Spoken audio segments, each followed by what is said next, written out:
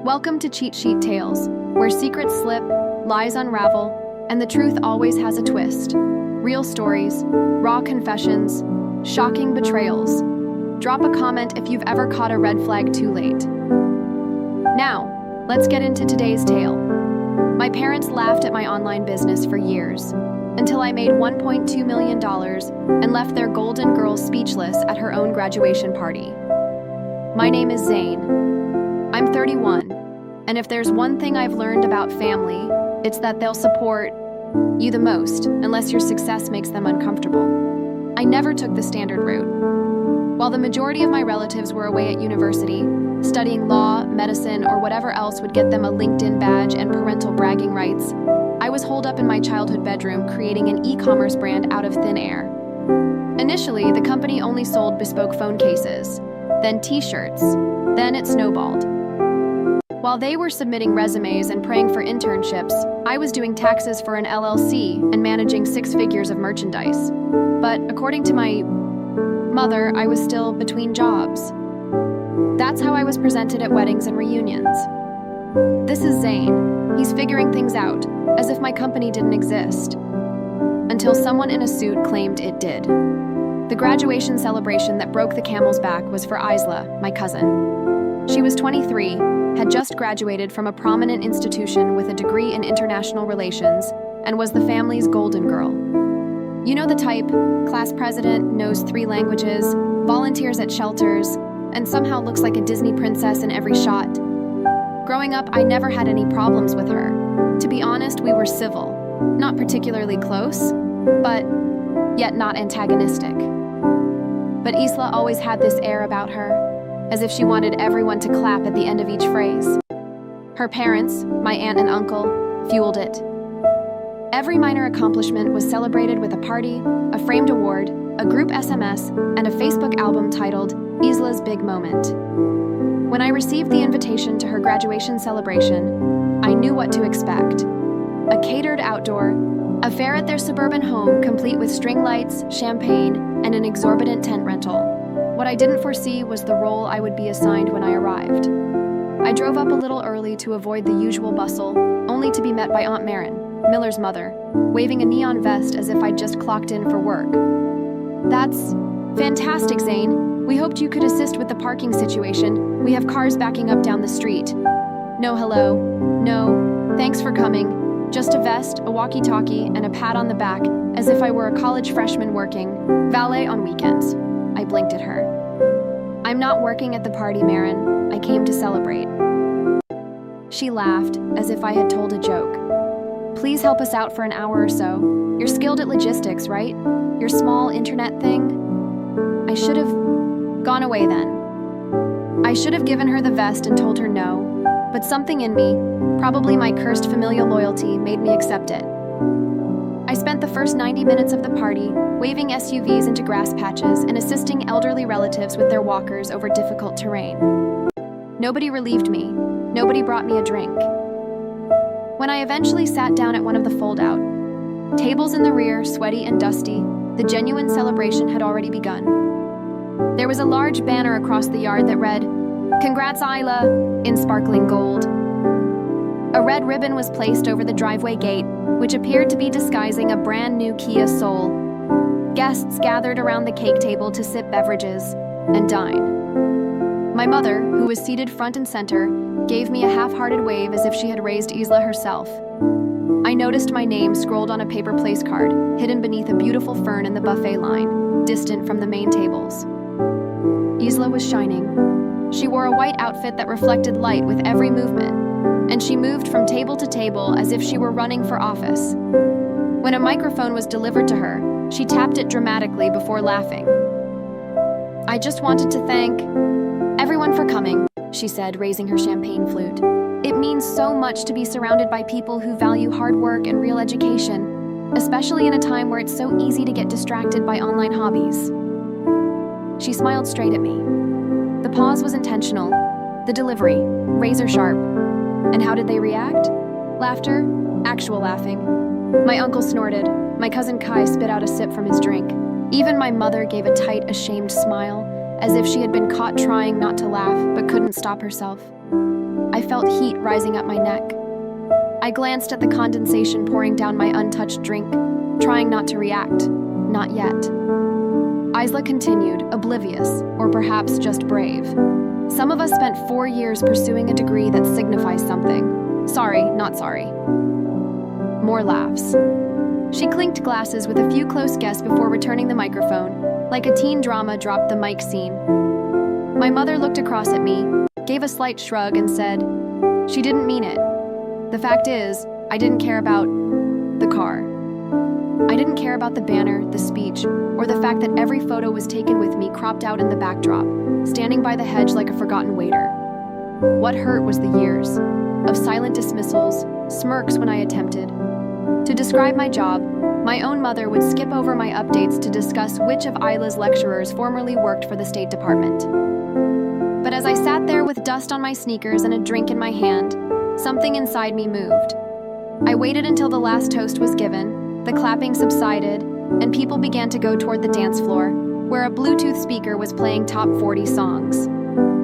I stood up, brushed off my clothes, and made my way up to the main table, where Isla and her friends were posing for photos next to the car, still high from the ovation. "Hey, Isla," I said casually, loud enough for the close audience to hear. She paused mid-laugh, evidently not expecting me to reply. "Yeah?" she questioned, her eyes narrowing. I raised my glass and grinned. "Just wanted to say congrats. Really must feel great knowing your degree got you here, and it's awesome that your family supports you so much." I took a large sip. My little online hobby just cleared $1.2 million this year, but hey, nice Kia. Silence. Isla's smile froze. Someone behind her dropped a fork. My uncle's mouth dropped open. My mother blinked twice as if she couldn't process the words. I did not wait for their reactions to subside. I simply nodded, turned on my heel, and walked away toward the gate. The last thing I heard was someone whispering, "Wait, what did he say?" And I had no intention of staying for what happened next. As I walked down the gravel road to my car, I could feel the stairs piercing my back like heat bulbs. I did not turn around. I did not need to. I had played my part. I had spoken everything I needed to say, and I knew that small mic drop moment would reverberate throughout the gathering like a pebble on still water. The fact is, I hadn't planned on saying anything. I actually hadn't. However, years of being the family's quiet afterthought, the one who got the short end of the talk and the long list of favors, had finally added up. And Mailer's arrogant little jab, that was the last straw. When I got into my car and drove away, no one came after. Me, not yet, but by the time I arrived home, parked in front of my stylish 3-bedroom house, which I purchased outright last year, my phone had already started buzzing. First came the texts, one from my mother that was uncalled for. "Zane, you embarrassed the entire family." Then another. "We'll chat later. Please do not make a big deal out of it." Then Aunt Marin asked, "Was that really necessary? Isla worked hard to earn her degree. You are not the only one having accomplishments." I didn't respond. I turned off my phone, dropped it on the kitchen counter, and let the silence of my home wash over me. That night, I got the best sleep I'd had in months. The aftermath occurred in waves over the next 2 days. Monday morning, I opened my business email and discovered 3 fresh interview requests. Apparently, one of Mailer's friends looked up my company after the party and was really happy with what we'd accomplished. Built, not fallen into. This isn't some minor online activity. That word meant something to me. A month ago, I might have forwarded the inquiries to my assistant. But now, I took the calls myself. For once, I wanted others to hear my story. Tuesday evening, my mother arrived at my door. She didn't text me first. She just rang the doorbell, clutching a Tupperware container as if it were still 2006 and I was a college student in need of lasagna and life counsel. I opened the door slowly. "Hey," she said a little too quietly. "I brought dinner." I stepped back and motioned her in. She hovered in the entrance, surveying the living room as if it were the first time she'd seen it. The minimalist furniture, local art pieces, and smart lighting.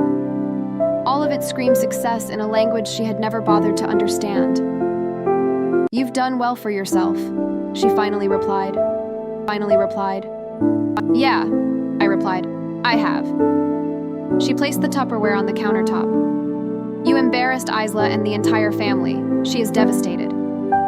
I folded my arms and leaned on the kitchen island. Mom, I said. She mocked me in public. I did not start anything, she said. I finished it. But $1.2 million. She stated it like it was a sin, as if saying it aloud would call an IRS demon. It's the truth, I replied. She stopped, her jaw stiff. Why haven't you told me? I laughed, not unkindly. I did. You simply never wanted to hear it. You like the version of myself that needed assistance, that fits into your tiny story. Zane, the dropout, is still trying to figure things out.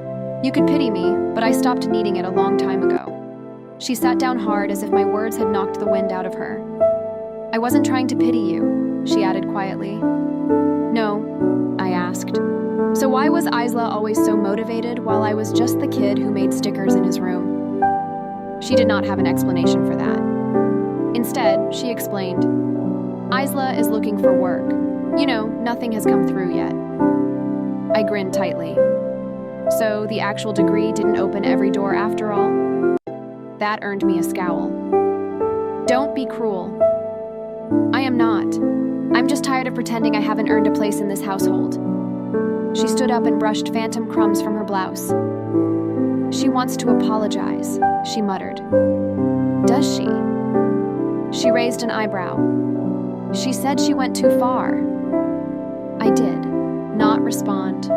I didn't believe it. Not yet. Later that night, I looked at my phone for the first time since Saturday. Isla's text sat unread. Hey, about the party. I shouldn't have said what I said. That was messed up. Can we talk? I stared at it for a long time. Not because I didn't know what to do, but because the power dynamic had shifted. Everyone knew it. For years, they assumed I was the man scraping by on Wi-Fi and a dream. No. I was the one who developed an empire while they weren't looking. The following weekend, however, was when things really began to spin out of control. Aunt Marin called me directly, no warning, just a voicemail. Zane, I need to talk to you about something important. We've run into a bit of a financial situation. I didn't want to bring this up, but your uncle's hours got cut and the lease on Maller's new car isn't exactly manageable. I know things got tense, but we're still family, right? That's when something clicked. They weren't simply humiliated. They wanted something. I listened to the voicemail twice, not because I wanted to hear what she said again, but because I couldn't believe how quickly the tone had changed. Just days before, I'd been the family joke in a vest, directing automobiles into grassy areas. Now I was at the emergency exit. I did not call Aunt Marin back right away. I didn't even respond. I let it rest, leaving her to wonder if I had heard it, allowing the discomfort to increase. I recognized the pattern. It was predictable. First, the derision, then the stillness, then the sudden tenderness and the "we're still family" line as soon as they needed a favor. And make no mistake, this was a favor, a pricey one. I sat down at my kitchen table, opened my laptop, and went to Isla's Instagram. She'd shared a carousel of photos from the party, including the banner, speeches, and the keys to her new automobile, with a comment, "To new beginnings and real work that makes a difference, right?" Real work. That phrase again. I browsed through the comments and saw dozens of likes from extended family, acquaintances, and former classmates. A handful of them tagged her and expressed how amazing she was. One of them even said, "Can't wait to work with you at the embassy." That made me smirk. I knew Isla hadn't received a single job offer, not because she told me, but because my mother had accidentally let it slip while half defending her in my kitchen. The girl who toasted to genuine degrees and derided internet hobbies was now 3 months into post-graduation unemployment and plainly stressed out. Still, I had no plans to do anything. I wasn't looking for blood, not yet. Then came the second call. This one came from my uncle. "Zane, hello. I just wanted to clarify the air. You know we love you, always have. What about the whole party thing? Just a little playful taunting. Isla has a great sense of humor, doesn't she? She takes after her father. He grinned nervously. Marin mentioned the lease and left you a message. We're simply a touch tight this month. It would be very appreciated if you could float us the first few installments to keep things running smoothly while Isla settles in. I mean, you did say your business was going great, right? I sat there in startled stillness, clutching my phone like a live grenade. The arrogance was nearly artistic.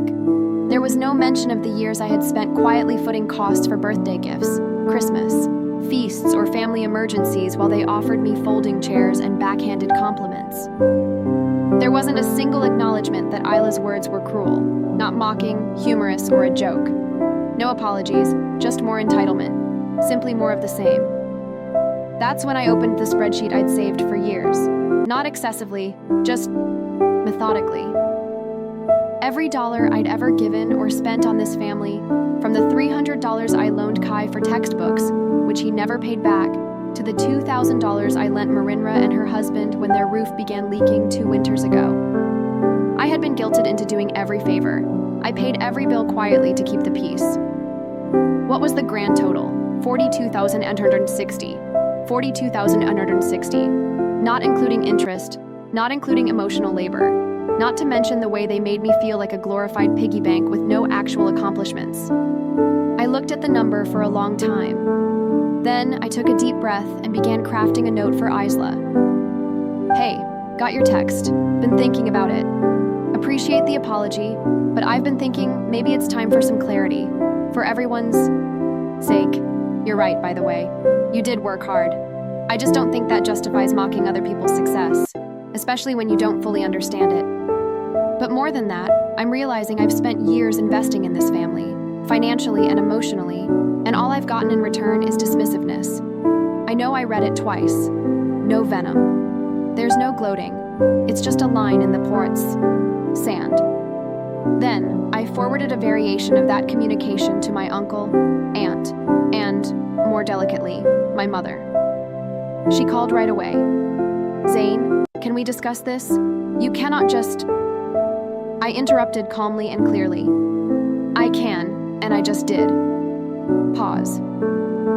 At the other end of the line, for the first time, she did not have a script.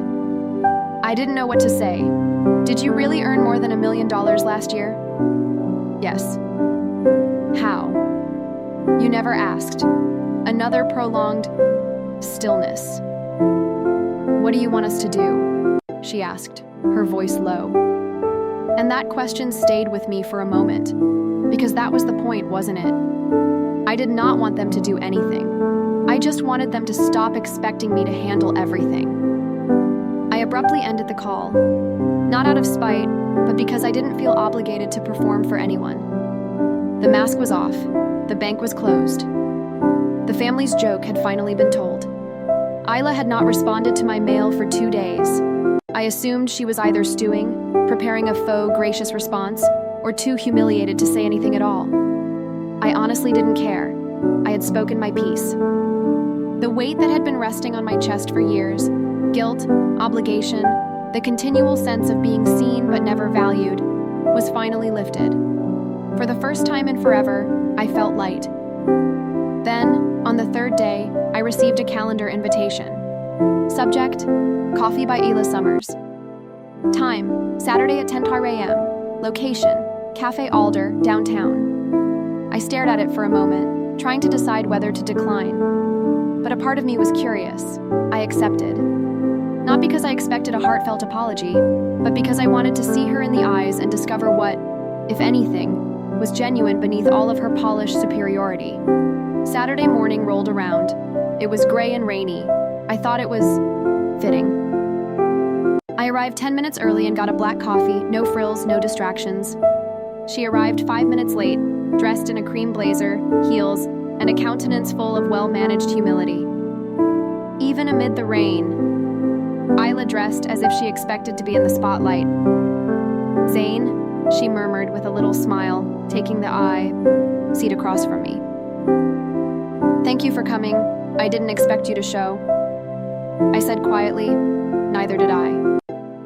But here we are. We sat in silence for a beat. She stirred her cappuccino as if it were an art project. "I read your message," she finally replied. "Twice." "Okay, and you're right." I raised an eyebrow. "I was awful," she said. "Not only at the party, but for years. I made fun of your work because I didn't comprehend it, and to be honest, I was jealous." This caught me by surprise. "Jealous?" I echoed. "Yeah," she replied, not meeting my gaze. "You found your thing. You made it work. Meanwhile, I am sitting here with a shiny degree, no job prospects, and a car that my parents cannot afford." The joke I told at the party, it was less about you and more about me trying to feel better about my situation. I waited for her words to settle. I did not rush to forgive. I wasn't sure if I wanted to. "I appreciate you saying that," I said slowly and deliberately, "but that won't undo years of jabs, of being treated as if I were less than by everyone, including my own mother." "I know," she whispered. "That is on me, and they, all of us." I nodded, my gaze locked on the rain pouring down the window beside us. "Why did you actually ask me here, Isla?" She bit her lip. "Not for money, I swear." "Good, because the door is closed." She nodded swiftly. "I understand. I did not come to ask for help. I just wanted to own it, publicly." I looked at her, puzzled. "Publicly?" That was when she dug into her bag, took out her phone, opened her Instagram app, turned the device toward me, and pressed the record button on a story. "Hi, everyone," she said nervously, smiling into the camera. "So this is a little uncomfortable, but it's time I say something." I sat frozen as she kept recording. "At my graduation celebration last week, I made a disparaging remark about online firms and those who work outside of the established system. It was petty, harsh, and absolutely inaccurate. My cousin Zane is one of the most determined and successful individuals I know. He started his firm from scratch with no handouts or shortcuts, and I publicly mocked him for it. That is my fault, and I apologize, not only to him, but to everyone I impacted with that attitude. Real success does not come with a diploma. It requires work. And Zane, if you're watching, thank you for calling me out. I needed it." She paused the video, posted it without hesitation, and returned the phone to her purse. I blinked. It was unexpected. She shrugged. "I deserve to feel embarrassed. You were for years. It is only fair." For the first time in a long time, I saw her not as Isla, the golden girl, but as a young woman attempting to untangle herself from the image her family had created for her, and possibly from the one she had created for herself. "You're lucky I'm not a petty man," I added with a tiny smile. She smirked. "Don't push it." We talked for another hour, but not about money, careers, or family politics. Just about life, travel, books. We never shared the tiny things because we were always competing or avoiding each other. When we eventually rose to leave, she hugged me. Not just a slap on the back, but a genuine hug, a peaceful one, the type that says, "I understand now." A week later, my mother called. "Did you see the video?" she asked hesitantly. I did. She didn't even tell us she was posting it. She didn't need to. "I'm proud of you," she murmured, her voice thick with a hint of remorse. "And I apologize for how I discussed your work, for not listening, for not asking." I did not gloat. I did not say anything. I simply said, "Thank you." The next family gathering occurred a month later. Uncle Rob had a 4th of July BBQ. I showed up in jeans and a polo as usual, but this time, I wasn't handed a vest or asked to service the ice machine. Instead, Isla strolled up, handed me a plate full of food and said, "You're sitting with me." So I did.